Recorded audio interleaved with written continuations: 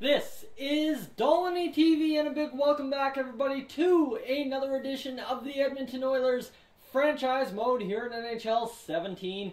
And guys, we have, well, it looks like a 7-game series against the LA Kings in which we lost Game 7, but it's actually a 6-game series in which we lost the 6th game and was booted out.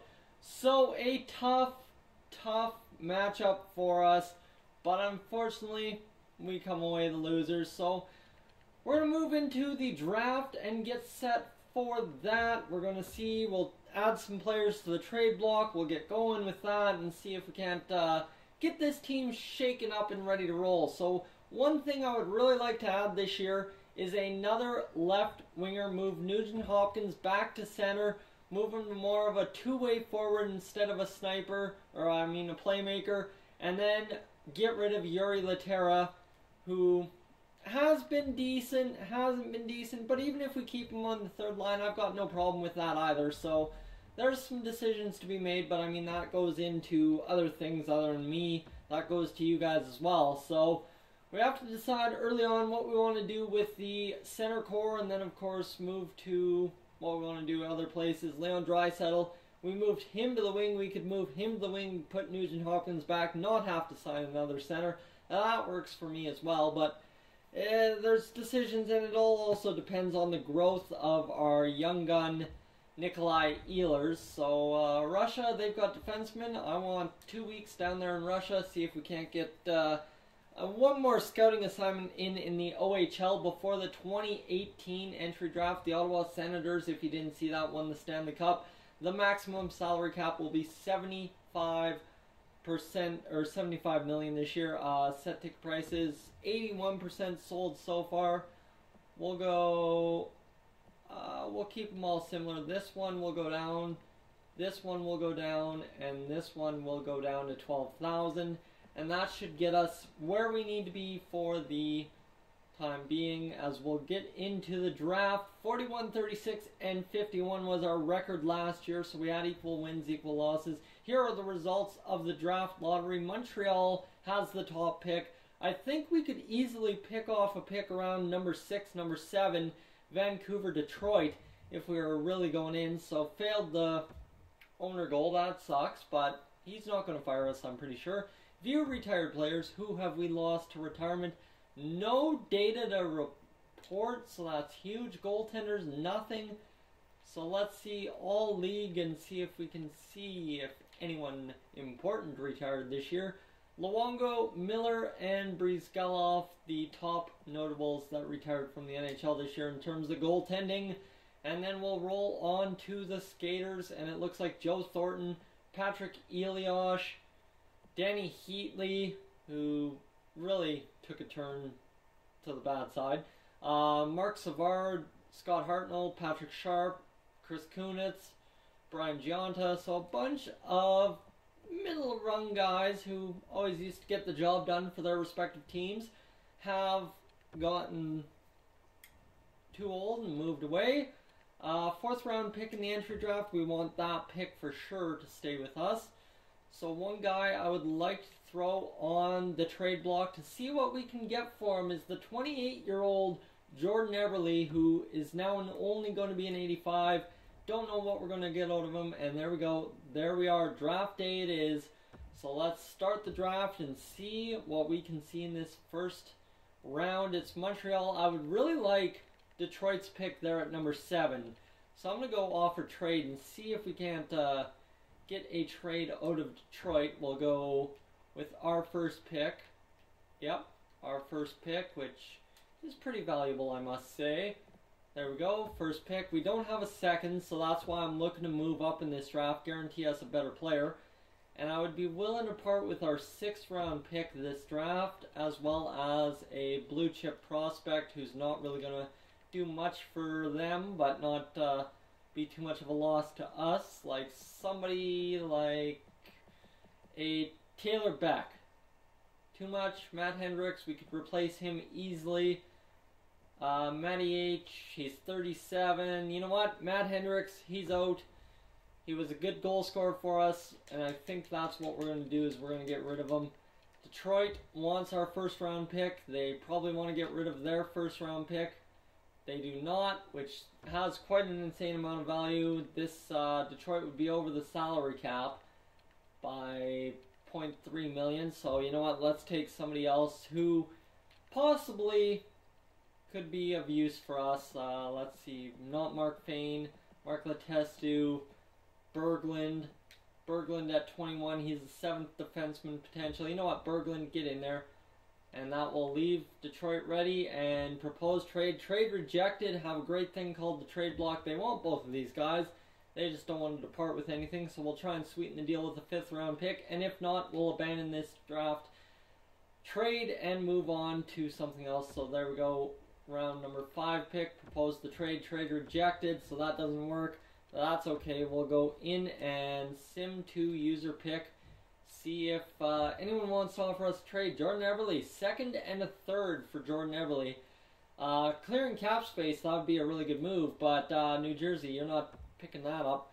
Jordan Eberle, New Jersey still wants to offer us that trade. Again, New Jersey really desperate with this trade. And we're going to go to the Dallas Stars offering us a 2nd and a 3rd. So is that all Jordan Eberle is really worth? I don't see it. And let's see if we can't get another trade offer. Dallas once again trading us an offer, and that is just terrible. So we are pick number 16. That's pretty good.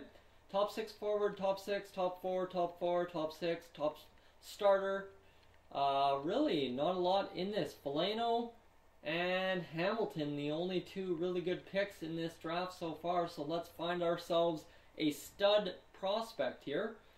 And let's see, we don't have much. The unknown factor, and how many exact? We've got exact bottom 6 forward here.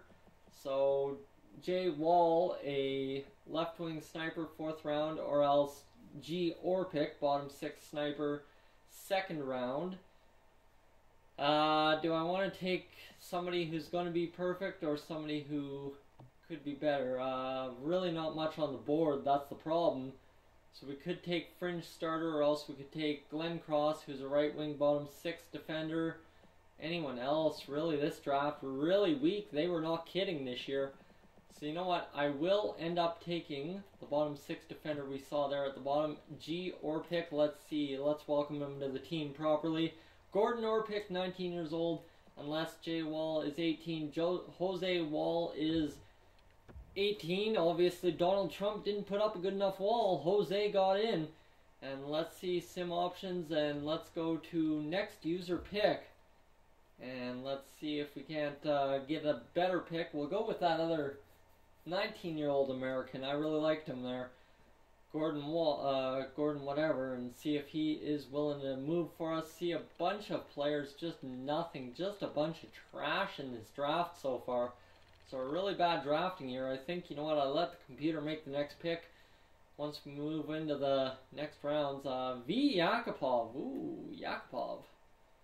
Let's see. Vitaly Yakupov. What can go wrong with Edmonton drafting a Yakupov, right? Let's draft him. Let's see what we get out of him.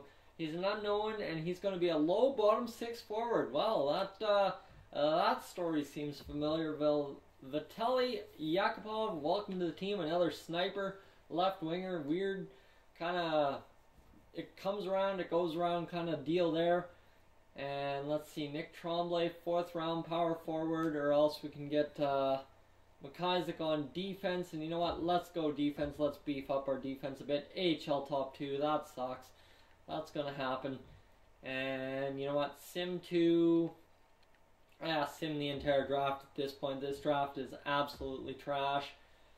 Lakuska, Plouffe, and Kazvinka.